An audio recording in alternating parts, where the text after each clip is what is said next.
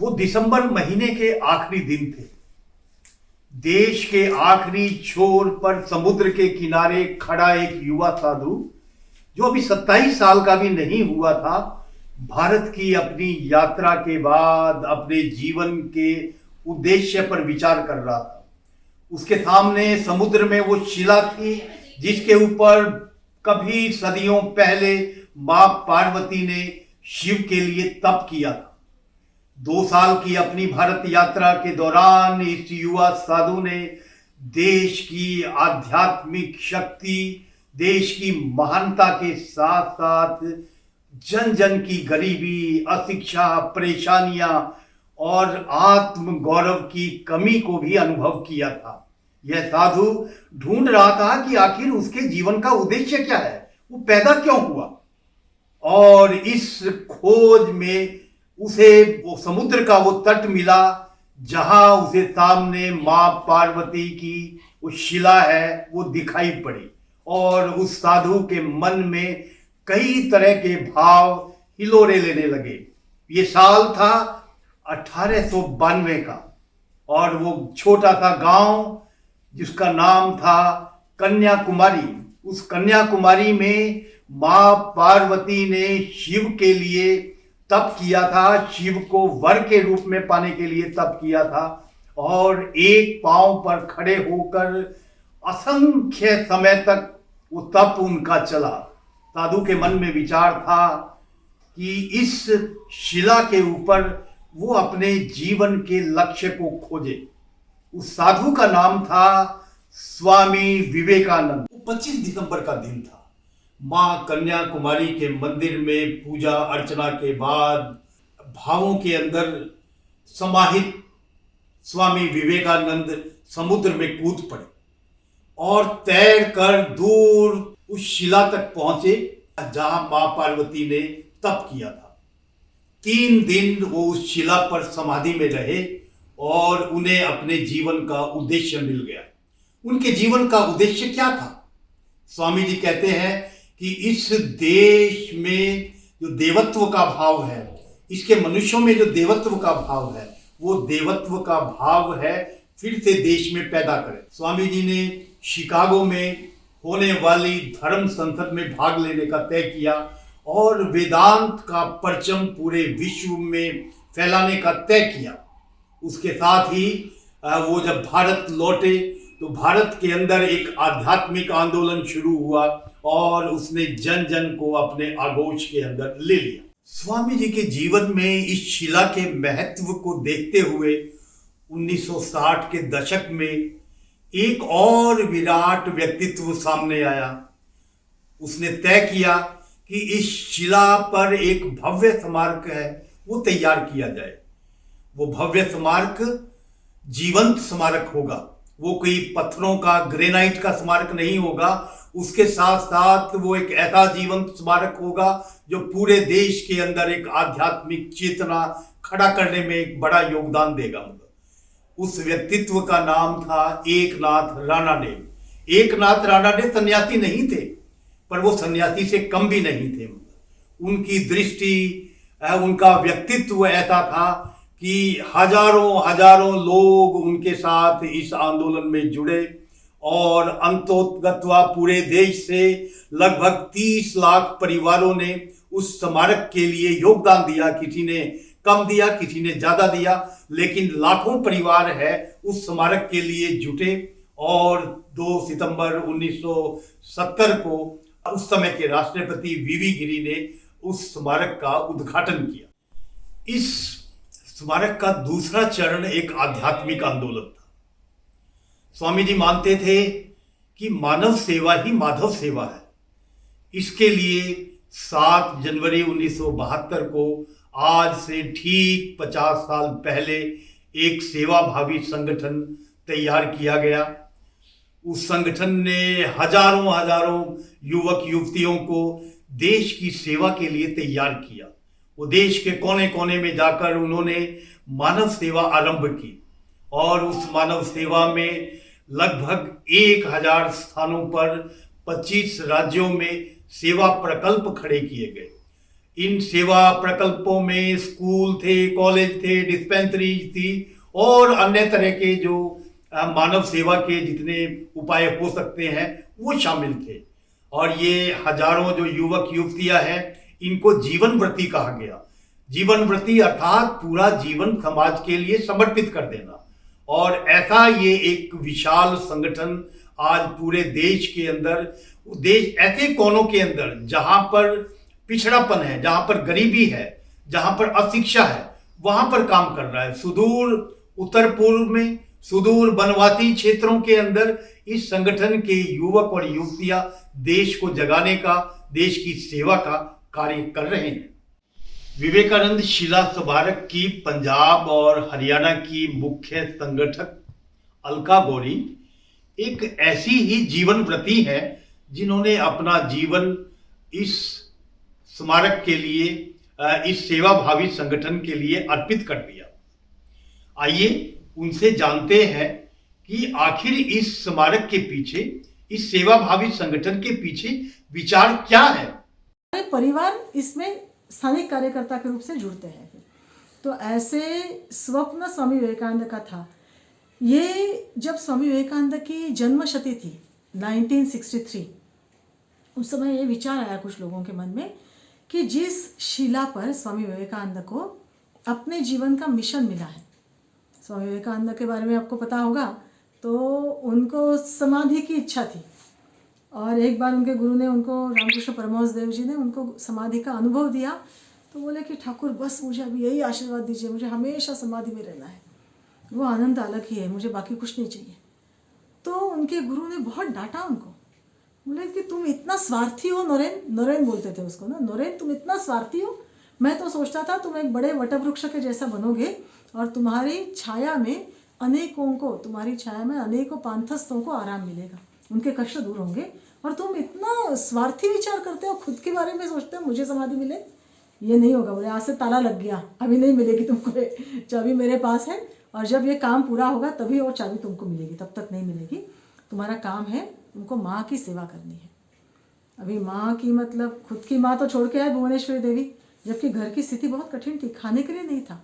एक समय में चांदी की थाली में खाने वाले व्यक्ति एक समय का चावल खाने के लिए नहीं है, इस स्थिति तक पहुँचे थे। और फिर भी वो पूर्णकालीन निकले, सन्यासी बने, क्योंकि इस राष्ट्र की आवश्यकता थी। और उसमें मेरी माँ जो भुवनेश्वरी देवी है उसकी सेवा करनी है, या ठाकुर जिस काली माँ की पूजा करते हैं उसकी सेवा करनी है, या ठाकुर तो छोड़ के चले गए रामकृष्ण परमहंस देव, उनकी एक पत्नी जो है, गुरु पत्नी है शारदा माँ, जिसकी वो स्वयं देवी की जैसे पूजा करते थे, माँ के जैसी पूजा करते थे, तो वो शारदा माँ की पूजा करनी है, या सारी माँ जिसमें समाहित है उस भारत माँ की पूजा करनी है। तो यदि भारत माँ की सेवा करनी है तो उस भारत माँ को समझना पड़ेगा। और इसलिए फिर वो 2.5 वर्ष पूरे भारत का भ्रमण करने निकले परिव्राजक की अवस्था में, एक कमंडलू, हाथ में गीता और एक कपड़ों का बस एक 100 कपड़े, दंड हाथ में, ऐसा लेते हुए निकले। कहीं किसी ने टिकट निकाल के दिया तो ट्रेन से आए, कहीं किसी ने गाड़ी में जगह दी तो बैलगाड़ी से, घोड़ा गाड़ी से आए, नहीं तो पैदल चले। राजा महाराजाओं ने उन्होंने अपने घर पर महल में रखा, पंच पकवानों का खाना दिया, वहाँ खाया। ऐसी भी स्थिति आई कि 3-3, 4-4 दिन बिल्कुल खाना नहीं मिला, खाली पेट रहना पड़ा। कहीं चक्कर आके गिर गए, वहाँ राजस्थान के रेत में गिरे थे। एक महिला ने आकर, एक माँ ने उनको पानी पिलाया और बोला ऐसे खुले सिर से नहीं जाते हैं, इतनी धूप है, और अपना दुपट्टा दिया था, तब से उनकी पगड़ी है। तो ये सारा अनुभव लेते हुए देख रहे थे कि कितना भी गरीब हो, गुलाम हो, अपने देश की जो अतिथि देवो भव की भावना है, परंपरा है, उनका जो दूसरों के लिए त्याग करने का स्वभाव है, ये स्वभाव इस देश को आगे लेके जा सकता है। और ये करके जब कन्याकुमारी में पहुँचे अंत में, तो कन्याकुमारी में समुंदर के पास गए। देवी कन्याकुमारी का मंदिर बहुत सुंदर है, उसका दर्शन लिया और समुंदर किनारे आकर देखा, समुंदर में एक बहुत बड़ी शिला है, बहुत बड़ा पत्थर है। तो पूछा वो क्या है, तो बोले वहाँ वो श्रीपाद शिला है। तो क्या है उसमें, बोले देवी कन्याकुमारी ने यहाँ एक पैर पर खड़े होकर तपस्या की थी। तो देवी के पदचिन्ह वहाँ है, एक पैर ऊपर था, जैसे वृक्षासन में खड़े होते हैं ना, वैसे एक पैर पर खड़े हुए तपस्या की है शिव जी के लिए। तो इनकी इच्छा हुई कि मैं भी जाऊँ वहाँ ध्यान करूँ। निकले, पैसा तो नहीं है इसलिए कोई नाव से छोड़ने वाला नहीं, एक भी पैसा नहीं हाथ में। लेकिन यदि आप जाकर देखेंगे इतना बड़ा समुद्र है, आज तो वहाँ जनसंख्या बढ़ गई, नहीं तो वहाँ कोई नहीं था, छोटा सा गांव था कन्याकुमारी। तो बहुत बड़ी बड़ी मछलियाँ थी, शार्क मछलियाँ थी बोलते थे। और स्वामी जी कूद पड़े समुद्र में, बोले नहीं जाना है तो जाना ही है। तैरते हुए वहाँ गए और 25, 26, 27 दिसंबर 1892 उन 3 दिनों में उन्होंने वहाँ पे ध्यान किया। सन्यासी है लेकिन सन्यासी ने अपने मुक्ति का ध्यान नहीं किया, उसने कोई आकाश में बैठे वाले कोई ईश्वर का ध्यान नहीं किया। उनके ध्यान का विषय था भारत माता। और वो भी बहुत महत्वपूर्ण है कि भारत माँ इतनी संपन्न थी, ज्ञान भूमि थी, तपोभूमि थी, पुण्य भूमि थी, ये तो स्वर्ण भूमि थी। और यह ज्ञान भूमि, स्वर्ण भूमि आज अज्ञानी लोगों की भूमि बन गई है। आज गरीब है, आज खाने के लिए नहीं है, पहनने के लिए नहीं है। इससे आगे का विषय बहुत महत्व का है। तो ऐसे स्थिति से भारत माँ को फिर से उस स्थान पर लेके जाना है, गौरवमय विश्वगुरु के स्थान पर लेके जाना है। तो मैंने क्या करना है, तो विषय ये था कि मैंने क्या करना है। और वो बोलते हैं कि मुझे मेरे जीवन का मिशन मिल गया, तो मैं अभी शिकागो जाऊंगा। सुना था उन्होंने, लोगों ने बोला भी था आप शिकागो जाइए, हिंदू धर्म का वहाँ रिप्रेजेंटेशन कीजिए, प्रतिनिधित्व कीजिए। तब तक उन्होंने कोई विचार नहीं किया था, लेकिन वो शिला पर उन्होंने तय किया कि नहीं, मैं हिंदू धर्म का पुनरुत्थान करना है, भारत माँ का पुनरुत्थान करना है, तो अपने लोगों का आत्मविश्वास जगाना आवश्यक है। वो जगाने के लिए फिर मैं विदेश जाऊंगा, वहाँ बताऊंगा कि हिंदू धर्म क्या है, भारत क्या है। तब अपने देशों का, अपने देशवासियों का विश्वास बढ़ेगा। और हुआ भी वैसा। इसलिए उस स्थान का बहुत महत्व है। बोलता है ना, जहाँ अपना जीवन ध्येय मिलता है तो व्यक्ति का जन्म होता है, तब तक जानवर और मनुष्य एक जैसा ही है। इसलिए उस स्थान का महत्व देखते हुए उनके जन्मशती के वर्ष में वहाँ स्मारक बनाने की बात हुई।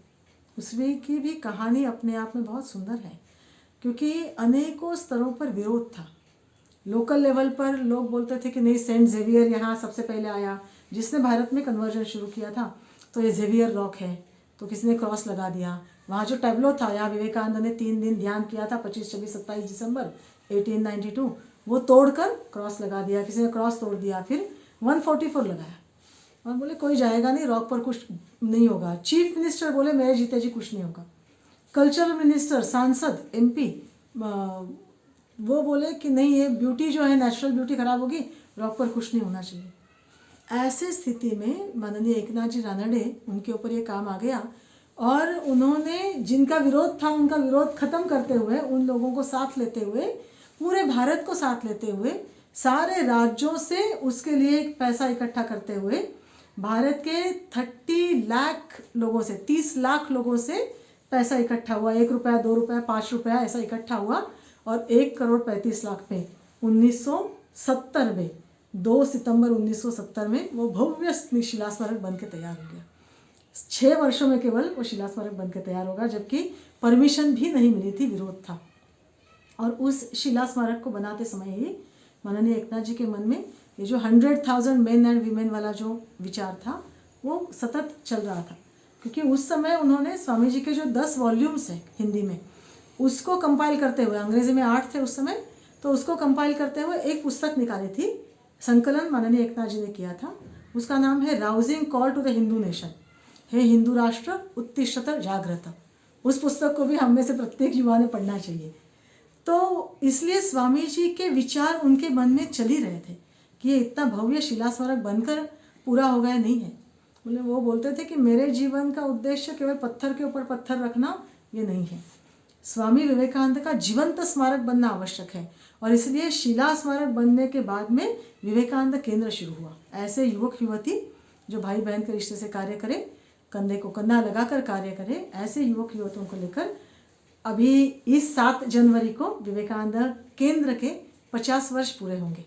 तो ये 1972 में, 7 जनवरी 1972 में विवेकानंद केंद्र की स्थापना इस रूप से की, जो पूरे भारत भर आज हजारों शाखाओं के माध्यम से, प्रकल्पों के माध्यम से कार्यरत। विवेकानंद केंद्र का जो उद्देश्य है वो है मनुष्य निर्माण और उसके माध्यम से राष्ट्र पुनरुत्थान। राष्ट्र पुनरुत्थान के लिए मनुष्य निर्माण, इस उद्देश्य को लेते हुए केंद्र कार्य कर रहा है। अभी विवेकानंद केंद्र के कार्य में देखा जाए तो सेवा कार्य भी है, जहाँ जिस प्रकार से सेवा आवश्यक है उस प्रकार से सेवा कार्य चलते हैं। बहुत ही अंदर अंदर इंटीरियर में, जैसे चाइना बॉर्डर में अरुणाचल प्रदेश है, वहाँ अपने 41 स्कूल है, अभी 41वां स्कूल शुरू हो गया है। अंडमान निकोबार में अपने 11 स्कूल है, आसाम में 25 स्कूल है, नागालैंड में स्कूल है। तो बहुत अंदर अंदर जहाँ सर्वसाधारण लोग जाकर स्कूल शुरू करने की तैयारी नहीं रखते हैं या वहाँ ज़रूरत है, वहाँ पे बहुत अच्छे CBSE स्कूल्स अपने हैं और उसका रिजल्ट भी बहुत अच्छा है। आज उन स्कूलों को 1975 में वो स्कूल अरुणाचल के शुरू हुए थे। तो इतने वर्षों बाद वहाँ से पढ़े वाले विद्यार्थी आज अरुणाचल को संभाल रहे हैं, ऐसा बोल सकते हैं। अनेकों डॉक्टर्स हैं, सिविल सर्वेंट्स हैं, आर्मी में हैं, नेवी में हैं, बहुत सारे टीचर्स हैं, बहुत सारे ऐसे हैं कि जिन्होंने अपने विद्यालय शुरू किए विवेकानंद केंद्र विद्यालय के आदर्शों पर। तो ऐसा नवनिर्माण जो है वो हो रहा है। वहाँ जैसे भारत के लोगों को ही बरगलाकर उनको क्या बोल सकते हैं, कंफ्यूज करते हुए, भ्रमित करते हुए कन्वर्ट किया जाता है कि नहीं आप तो शैतान की पूजा करते हैं, आपका तो अपना कुछ भगवान है ही नहीं, तो आप कन्वर्ट हो जाइए। इस प्रकार से बातें करते हुए या गन पॉइंट पर भी होता है। लेकिन ऐसे में वहाँ पे अपने देवी देवताओं को हम नहीं छोड़ेंगे। हमारे जो देवी देवता हैं वहाँ जिनकी पूजा करते हैं इंटीरियर्स में, तो वो देवी देवता वहीं रहे, बस उसकी पूजा की पद्धति आज के अनुसार बदले। ऐसा करते करते, क्योंकि आज हम नौकरी कर रहे हैं, आज हम व्हीकल में जा रहे हैं, पहले तो जंगल पर ही पूरा निर्भर था, आज सामाजिक जीवन परिवेश बदल गया। वैसे पूजा की पद्धति बदल सकते हैं लेकिन भगवान नहीं बदलेंगे। ये विचार, ये भाव वहाँ अपने सांस्कृतिक मंच जो है विवेकानंद केंद्र इंस्टीट्यूट ऑफ कल्चर, उसने अलग अलग जनजातियों में बहुत सारे सेमिनार्स किए और उस सेमिनार्स के माध्यम से वहाँ के ही लोगों ने पेपर लिखे। जो पढ़े लिखे लोग हैं उन्होंने गांव के जो बुजुर्ग हैं, जो पढ़े लिखे नहीं भी होंगे, उनके साथ बैठते हुए पेपर लिखे कि हमारी ये परंपरा है, ये रीति रिवाज है, इसमें क्या बदलना चाहिए, क्या नहीं बदलना चाहिए। तो ये पंजाब और हरियाणा में भी कुछ स्कूल या सेंटर चलते हैं? पंजाब में बहुत सारे स्कूल्स हैं, हरियाणा में बहुत सारे स्कूल्स हैं। तो यहाँ पे अपना जो काम है, यहाँ अच्छे स्कूल्स बहुत हैं, उनके पास जाते हुए उनके बच्चों के लिए संस्कार वर्ग चलते हैं, यहाँ योग वर्ग चलते हैं, युवाओं के लिए स्वाध्याय वर्ग चलते हैं। युवा अपने केवल विद्यालय की या कॉलेज की पढ़ाई तक सीमित नहीं रहे, तो वो करंट अफेयर्स क्या चल रहे हैं ये भी देखें और अपने शास्त्रों का भी अभ्यास करें। इस दृष्टि से स्वाध्याय वर्ग यहाँ चलते हैं। यहाँ कार्यकर्ताओं के प्रशिक्षण शिविर चलते हैं। कल ही मैं एक शिविर से वापस आई हूँ अपना हरियाणा में, प्रांत स्तर का कार्यकर्ता शिविर हुआ। अभी पंजाब में लुधियाना में इस मंथ के अंत में 27 तारीख से एक कार्यकर्ताओं का प्रशिक्षण शिविर लगेगा। तो लोगों को जागरूक करते हुए कि मेरा जीवन ये केवल मेरे लिए नहीं है, मुझे समाज के लिए कुछ करना है, क्योंकि मैं जो कुछ भी हूँ इस समाज के कारण हूँ।